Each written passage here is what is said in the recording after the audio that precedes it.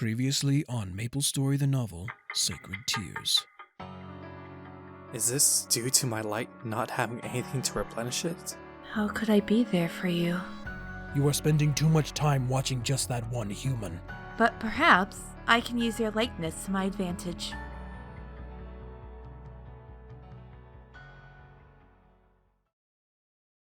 And now the continuation of Chapter 6, Part 2.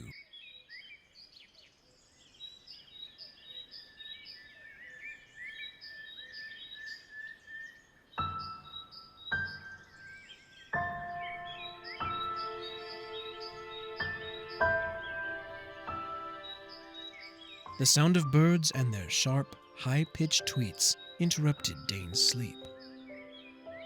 As his mind became more aware, he took a mental inventory of his surroundings. The last he remembered, he had fallen asleep in a cove of roots in a reclined position, stiff and not really that comfortable. Something has changed. He thought, taking note that he was now lying flat with his head slightly propped up against something soft. As his mind awoke further, he felt a slight rise and fall in whatever his head was laying against. Am I lying on or against something alive? He thought. Slowly, he opened his eyes, unsure of what he would find. His surroundings were indeed different. Extremely tall trees encircled him on all sides. Beneath him was a bed of down and straw, nestled in the stump of a tree. You're finally awake. You must have been exhausted. A pleasant voice said. Dane froze, picking up his head slightly to see a slender hand resting on his chest. Following it, he met the golden-eyed gaze of a young woman. Her mass of gilded hair lay all around them like a cloud, his head laying on her stomach. Dane bolted upright, reaching for where he had last left his staff, but missed it. He held his hand forward as a spell of energy blazed to life within his palms. Be at ease, White Mage Dane. I mean you no harm, she urged, sitting up and adjusting her delicate, transparent green and yellow wings. How do you know my name? Dane growled. He took note of her dress made of leaves and pointed ears, and guessed that she was some kind of magical creature. In his studies of magic, he had seen elves and fairies mentions, but their sightings or knowledge of them were menial at best. I have been watching you for some time, Dane. Ever since the accident in Margata that took your loved one. Dane intensified his energy as his eyes went wide, struggling to hold back the flood of emotion that dug its dagger through his heart.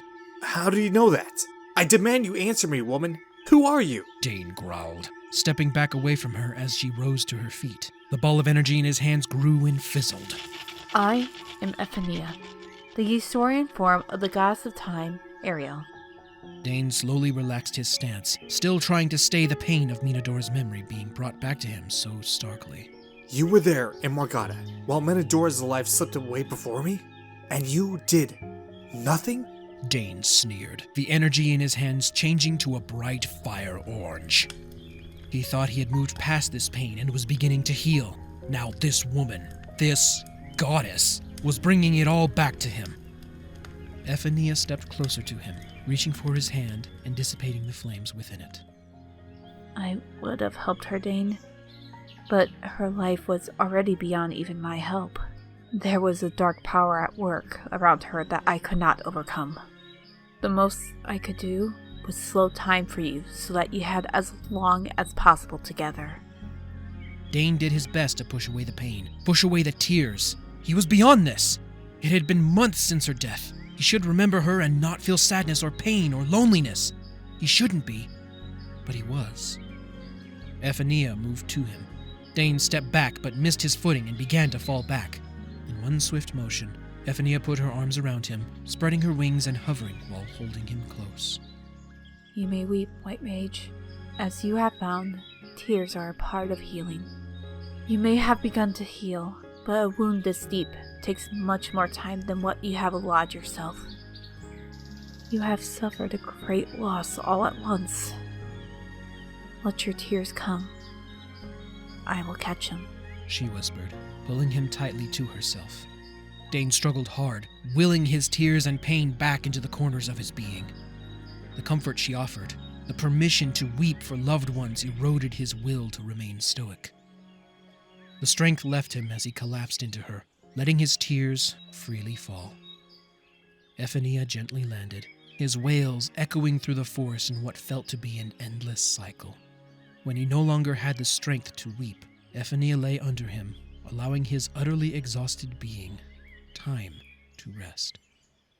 There would be more tears, she was sure, but she was glad that she could finally come to him and touch him in both body and soul.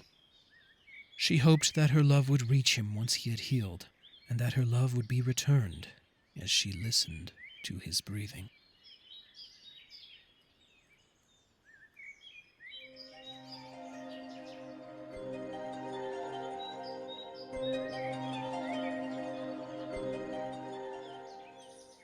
She thinks that she's so great just because she can take on another form. Can't we do that as well? One voice asked. It was high, paired with two blue eyes amidst the shadows. Well, she is a goddess, after all. She can do what she pleases. This just happens to be one of them. A second, lower voice answered, paired with green eyes just beside the first. I bet she's going to play a trick on him while he's sleeping. No, I don't think she would do that. She has too much of a connection to him. But why not? It'll be so much fun, don't you think? Why don't we play a trick on him instead? Because you and I both know that we would be eliminated before either one of us knew what happened. Aw, you're just afraid. No, I'm not. I just understand my limitations, unlike you. Ha! You are scared. No, I am not. Then prove it. Go play a trick on that goddess or whatever she is. The blue-eyed being pressed. The green-eyed being narrowed their eyes, sighing and rolling them before looking around and finding a snake nearby.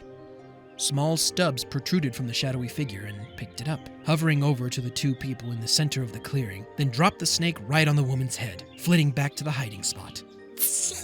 I bet that snake bites her and fills her blood with poison. The blue-eyed being laughed.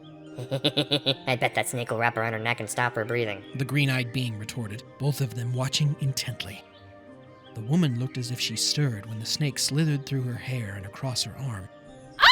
With a shout, she kicked off the man and began batting wildly at the air, trying to rid her hair of the snake that had gotten caught in her mass of golden locks. The man instantly woke up, groggily looking around to find what had happened when he saw the woman in a panic.